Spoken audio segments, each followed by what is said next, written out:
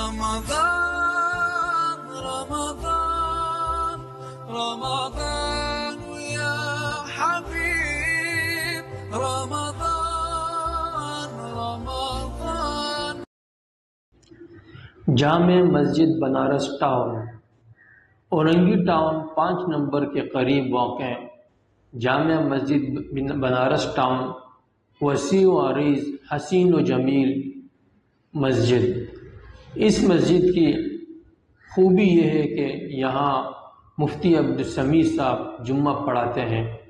اور عبدالسمیع صاحب کی خصوصیت یہ ہے کہ لوگ دور دور سے انہیں سننے آتے ہیں، ان کے پیچھے جمعہ ادا کرنے آتے ہیں. اور ان کے پیچھے کیوں آتے ہیں؟ اپنے گلی محلے کی مسجد کو چھوڑ کر یہاں کیوں آتے ہیں؟ ان میں جو خوبیاں ہیں اس پہ بات کرنے سے پہلے مولانا عبدالستار صاحب کا جواب دیتے ہیں. جب آج سے تقریباً 13-14 سال قبل میں نے ان سے یہ سوال کیا کہ آپ کے پیچھے یا دیگر علماء خطبہ کے پیچھے دور دور سے لوگ جمعہ پڑھنے کے لیے آتے ہیں، جبکہ اپنے گھر کے قریب چند قدم کے فاصلے پر واقع مسجد میں وہ نہیں جاتے، وہاں اس وقت جاتے ہیں جب عربی خطبہ ہو رہا ہوتا ہے یا بالکل نماز قریب ہوتی ہے، اقامت ہو رہی ہوتی ہے، اس وقت لوگ مسجد میں آتے ہیں. تو یہ ایسے کیوں ہے؟ مولانا عبدالستار صاحب بیت السلام والے، ان کا جواب یہ تھا کہ وہ خطبہ اور ائمہ حضرات جن کا تعلق کسی اللہ والے سے ہوتا ہے، کسی بزرگ سے ہوتا ہے، کسی ولی سے ہوتا ہے، اصلاحی تعلق، ان کی مجالس میں وہ جاتا ہے، ان کے ساتھ تعلق قائم کیا ہوتا ہے، تو اس امام اور خطیب صاحب کے دل میں ایک کڑن اور درد ہوتا ہے، جو کڑن اور درد انہیں مجبور کرتا ہے کہ ایسے موضوعات پر وہ بات کریں جو عوام میں پائی جائے، ایسے خرابیاں اور بیماریاں، گناہ جو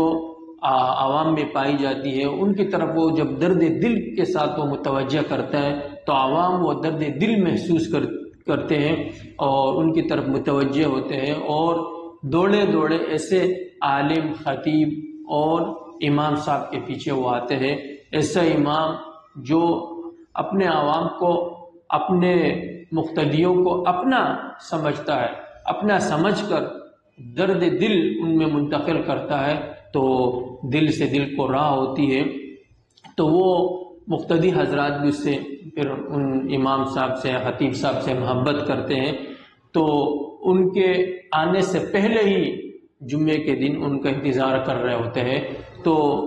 مولانا عبدالستار صاحب کے جواب کا خلاصہ یہ تھا کہ وہ امام اور خطیب جن کا تعلق کسی اللہ والے سے ہوتا ہے تو لوگ انہیں سننے کے لیے دور دور سے کھینچے چلے آتے ہیں. یہ تو ہوا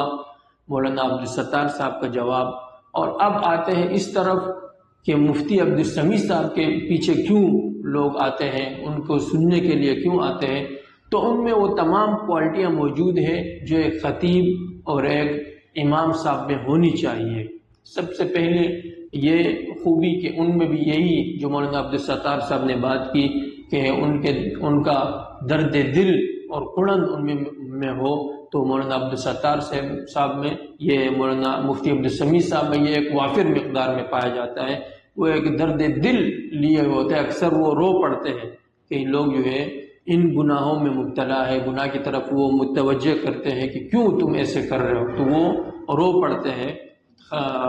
تقریر کے دوران بھی، اور اکثر دعا میں بھی وہ رو پڑتے ہیں کہ کیوں ہم اس طرف جا رہے ہیں، کس طرف ہم جا رہے ہیں، اور واپس کیوں رجوع نہیں کر رہے، اللہ کی طرف توبہ کیوں نہیں کرتے، رجوع کیوں نہیں کرتے. تو وہ مولانا عبدالستار صاحب والی جو شرط تھی وہ بھی مفتی عبدالسمیع صاحب میں پائی جاتی ہے، اور اس کے علاوہ بھی تمام خوبیاں جو ایک خطیب اور ایک امام میں ہو وہ مفتی عبدالسمیع صاحب میں پائی جاتی ہے. وہ ایک خوش الحان قاری ہے، جب تلاوت کرتے ہیں، قرآن پڑھتے ہیں تو دل چاہتا ہے کہ وہ پڑھتے ہی جائیں اور میں سنتا ہی جاؤں. اور دوسرا، وہ موضوع پر ان کی بالکل گرفت ہوتی ہے، جس موضوع پر وہ بات کر رہے ہوتے ہیں پوری طرح اس پہ گرفت ہوتی ہے، اسی موضوع سے متعلق آیات، احادیث، واقعات وہ بیان کرتے ہیں. اقوال علماء و سلف۔ اور تیسری بات یہ کہ وہ فصیح بھی ہے، جب بیان کر رہے ہو یا دعا کر رہے ہو، دعا کے دوران بھی ایسے فصاحت لسانی جھلک کر چھلک کر بول رہی ہوتی ہے وہ، اور ہر بندہ یہ چاہتا ہے کہ میں اس دعا میں شریک ہو جاؤں۔ ایسے ایک ایک چیز، اور تیسری بلکہ چوتھی جو چیز ہے وہ وہی ہے کہ ان کی جو ہے عوام سے محبت ہے۔ جب بھی وہ کسی سے مل رہے ہو تو ہر ایک سے ہر ایک کو الگ الگ توجہ دیتے ہیں، اور ہر ایک سے الگ الگ، جو نیا کوئی بندہ آ جائے اس سے ان کا نام پوچھتے ہیں، ان کا پیشہ پوچھتے ہیں، تمام یعنی بھرپور توجہ ان کو دیتے ہیں۔ اور ہر ایک پھر یہی سمجھتا ہے کہ میرے ساتھ میں ان کو شاید ایسی کوئی خاص بات نظر آئی جس کی وجہ سے یہ میرے ساتھ سب سے زیادہ محبت کرتے ہیں، اور ہر ایک یہی گمان رکھتا ہے ان کے توجہ اور ان کے اخلاص کو دیکھ کر۔ اور یہی خوبی تھی حضور صلی اللہ علیہ وسلم کی، انہیں ہر صحابی یہی سمجھتا تھا کہ حضور صلی اللہ علیہ وسلم سب سے زیادہ مجھ سے محبت کرتے ہیں۔ تو علماء میں بھی یہی ہونا چاہیے، ایک امام اور خطیب میں جو یہ صفت ان میں پائی جاتی، مفتی عبدالسمیع صاحب میں۔ اور اب ہمارے ہاں کیا ہوتا ہے، ہمارے جو خطبہ حضرات ہیں ان کے پاس کیوں نہیں جاتے؟ تو یہی خوبیاں جو ہے یہ ان میں نہیں پائی جاتی۔ میں خطیب، خطبہ کا اور ائمہ کا بہت بڑا قدردان و قدر کرتا ہوں، لیکن جو خامیاں مجھ میں نظر آتی ہیں میں ان میں محسوس کرتا ہوں۔ طریقہ تو وہی ہے، اب بھی شاید بہت سارے لوگ جب یہ سن رہے ہو تو یہ کہہ رہے کہ بھائی جب آپ نے خامی ایک خطیب میں، ایک امام میں دیکھی تو آپ کو چاہیے یہ تک کہ وہ آپ ان کو خود بتلاتے ہیں، جا کے ان کے ساتھ ملتے ہیں، انہیں وہ خامی بتلاتے ہیں۔ لیکن بات یہ ہے کہ وہ سنتے ہی نہیں۔ میں نے کئی مرتبہ کوشش کی کہ انہیں بتلایا جائے ایک خامی، یہ بھی بہت بڑی خوبی ہوتی ہے کہ آدمی، بہت ساروں نے سنی بھی ہے، ایسے نہیں کہ ہر ایک نہیں سنتا، بعض ایسے ہیں جو نہیں سنتے، کئیوں کو بتائی تو وہ خوش ہوئے کہ بھائی آپ نے ہماری اس طرف توجہ کی اور اس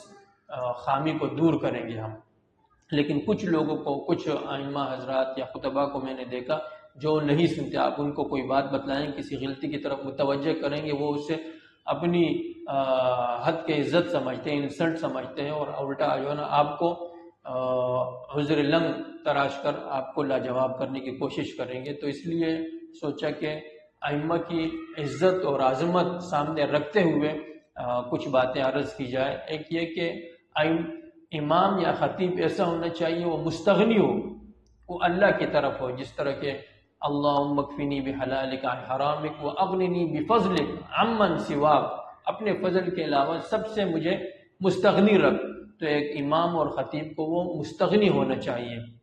لوگوں کی جیبوں پر اس کی نظر نہ ہو۔ کچھ امام صاحبان کو میں نے دیکھا کہ ان کی نظر جو ہے وہ جب مسجد میں داخل ہوتے ہیں تو جو امیر ہوتے ہیں، صاحب ثروت ہوتے ہیں، ان کی طرف وہ کھنچے چلے جاتے ہیں، ان کے لیے وہ اگر وہ آ گئے تو یہ اٹھتے ہیں، باقاعدہ ان کی کبھی تو پیشانی پہ بوسہ بھی لے لیتے ہیں، حالانکہ وہ جو ہے ظاہری حلیہ اس کے ایسے ہوتا ہے کہ ان کو سے دور ہی رہا جائے، لیکن یہ صاحب ایسی عزت دے رہے ہوتے ہیں۔ اور اس کے برخلاف جب غریب کوئی آتا ہے ان سے ملنے کے لیے تو یہ منہ چڑھا لیتے ہیں کہ بھئی اب آپ کو یہاں آنے کی کیا ضرورت۔ تو ایسا امام جو سب کو عزت دے، سب کو برابری کی نظر سے دے، کہ چاہے امیر آئے چاہے غریب آئے۔ اور یہ عبدالستار صاحب میں یہ صفت ہم نے دیکھی ہے کہ غریب سب بابا غریب آ جائے وہ ان کی عزت کرتے ہیں۔ تو مولانا عبدالستار صاحب کو اللہ نے انتہائی عزت سے نوازا ہے، بڑے بڑے امیر حضرات ان کے سامنے بیٹھے ہوتے ہیں، وہ کوئی لفٹ نہیں کراتے بلکہ حکم ان کو دیتے کہ آپ فلاں جگہ جو ہے فلاں فنڈ میں فلاں جگہ کام ہو رہا ہے، آپ اتنے لاکھ اتنا پیسہ وہاں دے رہے، باقاعدہ حکم وہ چلا رہے ہوتے۔ کیوں اللہ نے ان کو عزت دی؟ کہ انہوں نے اپنی ذات کے لیے کچھ نہیں مانگا تو شام کے غریبوں کے لیے مانگا، افغانستان کے بھائیوں کے لیے مانگا، کشمیری بھائیوں کے لیے مانگا، پاکستان میں کوئی آفت آئی، کوئی ایسی ضرورت آئی، بلکہ ان کا ایک بہت بڑا نیٹ ورک قائم ہے مدارس کا، اور راشن وہ دیتے ہیں جگہ جگہ، وہ سب قائم ہے اور یہ پوری دنیا دیکھ رہی ہے۔ لیکن اپنی ذات کے لیے نہیں مانگا، ان کے پاس اپنا ذاتی گھر نہیں ہے، ذاتی گاڑی نہیں ہے، وہ جگہ جگہ لاکھوں کروڑوں روپے خرچ کر رہے، لوگوں کے لگا رہے، لیکن اپنی ذات کے لیے انہیں نہیں مانگا۔ یہی وجہ ہے کہ لوگ ان پہ اندھا اعتماد کرتے ہیں اور انہیں دیتے ہیں۔ تو یہی وہ ساری خصوصیات ہے ایک امام صاحب اپنے اندر جب یہ خصوصیات پیدا کر۔ جس امام صاحب کی میں نے بات کی وہ تو نہ بیچارے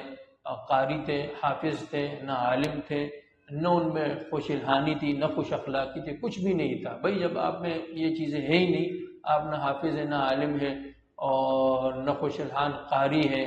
یعنی آپ کی آواز بھی اچھی نہیں ہے، اخلاق بھی اچھے نہیں ہے، تو کیوں بھائی آپ کیوں مسجد میں اپنا وقت ضائع کر رہے ہیں، لوگوں کا وقت ضائع کر رہے ہیں؟ اور لوگوں کو بھی، کمیٹی والوں سے بھی میری درخواست ہے کہ بھائی بندہ سوچ سمجھ کر رکھے،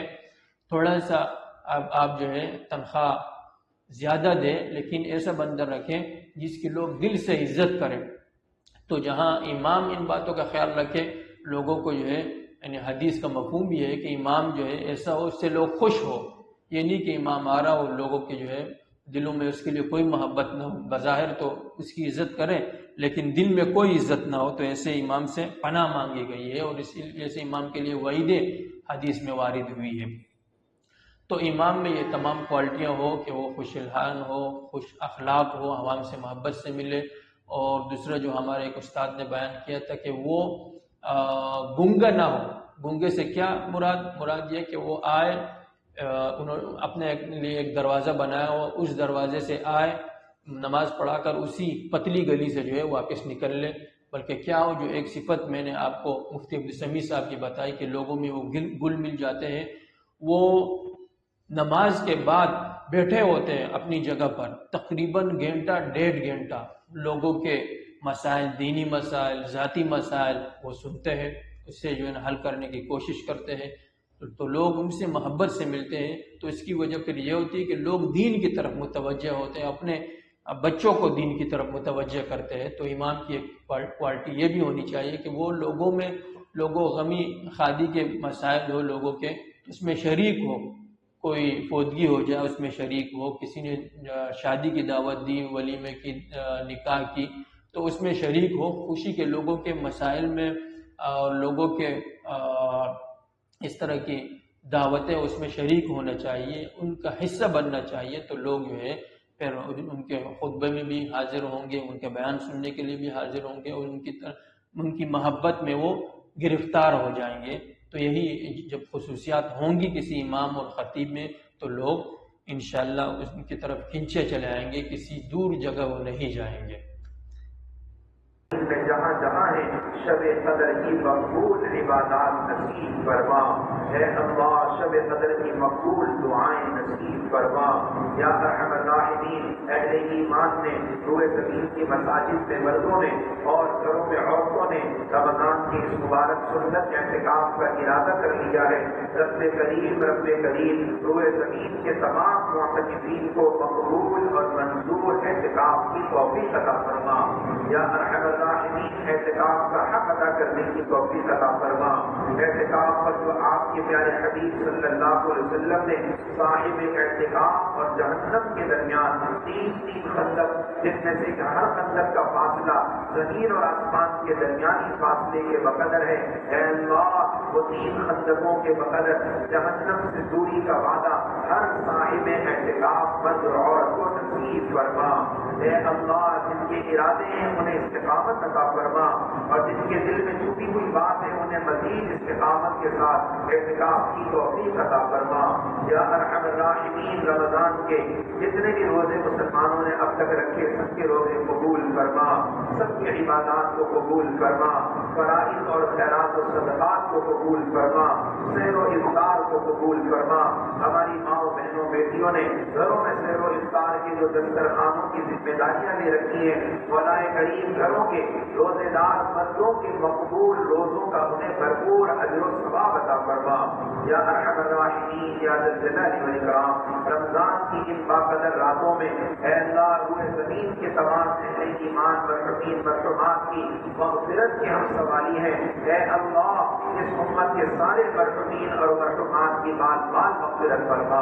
اے اللہ ان کو اپنی جوار رحمت میں جگہ عطا فرما، ان کی تمام سیئات کو حسنات سے تبدیل فرما۔ روئے زمین کے گھروں اسپتالوں کے روحانی جسمانی بیماروں کو شفاء کامل اور تندرستی اور صحت عطا فرما۔ یا اللہ یا کریم ہم اہل ایمان کے روزگاروں میں حلال کی برکت اور وسعت عطا فرما۔ تو اے اللہ اپنے فضل و کرم و رحمت سے جہاں جہاں اہل ایمان پریشان حال ہے سب کی پریشانیوں کو دور فرما، جو مظلوم ہیں ان کو ظالموں کے شکنجوں سے نجات عطا فرما، بالخصوص فلسطین اور بیت المقدس کے مسلمانوں پر اور بھارت میں مہاراشٹر کے جو مسلمان ہیں بمبئی کے مسلمانوں پر جو ظلم و ستم ڈھا رہا ہے، رب کریم ان مظلوم مسلمانوں کی مدد فرما۔ اے اللہ مظلوم مسلمانوں کی مدد فرما، جہاں جہاں اہل ایمان برسنے پیرکار ہیں کفر کے خلاف نبرد آزما ہیں، ان تمام سن کے دل والے مجاہدین اسلام کو فتح مبین عطا فرما۔